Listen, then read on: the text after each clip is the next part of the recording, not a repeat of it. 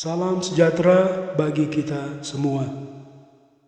Jumpa lagi dengan saya dalam Renungan 5 Menit. Tema renungan saat ini, saling menghormati sebagai satu tubuh. Diambil dari 1 Korintus 12 ayat 12 sampai 31.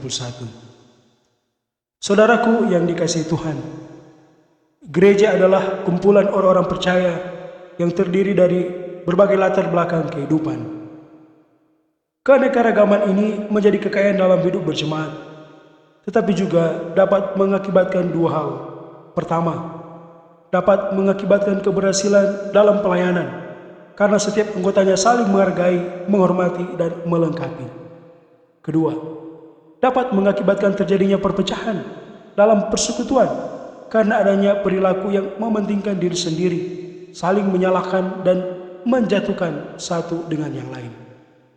Rasul Paulus dalam 1 Korintus 12 ayat 12-31 melukiskan keberagaman dalam jemaat sebagai banyak anggota namun satu tubuh, yaitu tubuh Kristus. Setiap anggota tubuh mempunyai peran dan fungsi masing-masing. Surat Paulus kepada jemaat di Korintus bertujuan untuk menasihati jemaat karena perbedaan yang timbul di antara mereka. Paulus menyikapi persoalan jemaat yang hidup terpecah-pecah dan saling menonjolkan karunia masing-masing. Di samping itu, Paulus juga mau mengingatkan tentang gaya hidup jemaat agar mampu menjaga kekudusan hidup sebagai milik Kristus. Saudaraku, dalam nasihatnya, Paulus mengajak jemaat untuk bersama menyadari bahwa perbedaan memang merupakan hal yang nyata dan faktual dalam jemaat. Seperti analogi tubuh, bahwa tubuh itu terdiri dari bagian-bagian yang unik, khas, berbeda bentuk dan fungsinya.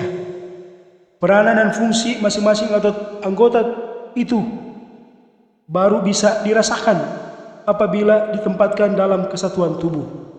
Di luar kesatuan itu, masing-masing anggota tidak bisa berfungsi dan berperan sebagaimana mereka dibentuk. Ada orang-orang yang diberikan fungsi khusus dalam rangka kesatuan jemaat. Ada rasul, nabi, dan pengajar. Dan ada keberagaman karunia, mengadakan mujizat, menyembuhkan, melayani, memimpin dan berkata-kata dalam bahasa roh. Tetapi tidak dapat dikatakan bahwa karunia yang satu lebih bernilai dibandingkan karunia lainnya, meskipun satu sama lainnya berbeda. Tetapi Paulus mengingatkan bahwa mereka bisa berfungsi sebagai tubuh Kristus hanya bila mereka menyadari kebergantungan dan kesatuan dengan bagian tubuh lainnya. Saudaraku yang diberkati Tuhan, sebagai gereja masa kini, kita pun terdiri dari berbagai keragaman dalam hidup berjemaat. Penata layanan gereja yang efektif dan efisien dapat terjadi ketika ada sikap saling menghormati, saling melengkapi sebagai satu kesatuan tubuh Kristus. Dengan semua karunia yang dimilikinya, gereja ditantang untuk mampu menjadi mercusuar, menghadirkan pengharapan akan keselamatan, menghadirkan solusi konkret dalam menjawab persoalan dunia lewat pelayanannya. Lewat firman Tuhan saat ini, sebagai gereja kita diingatkan bagaimana menyikapi perbedaan dalam hidup berjemaat. Tugas dan fungsi boleh berbeda, begitupun karunia-karunia yang ada. Tetapi sejatinya kita adalah satu tubuh.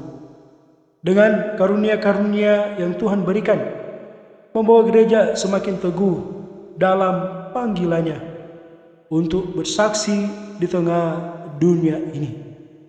Marilah kita terus hidup dalam kesatuan, saling peduli, saling menghormati satu dengan yang lainnya, dan menganggap kita semua adalah sama, terpanggil dalam satu pelayanan bagi kemuliaan nama Tuhan.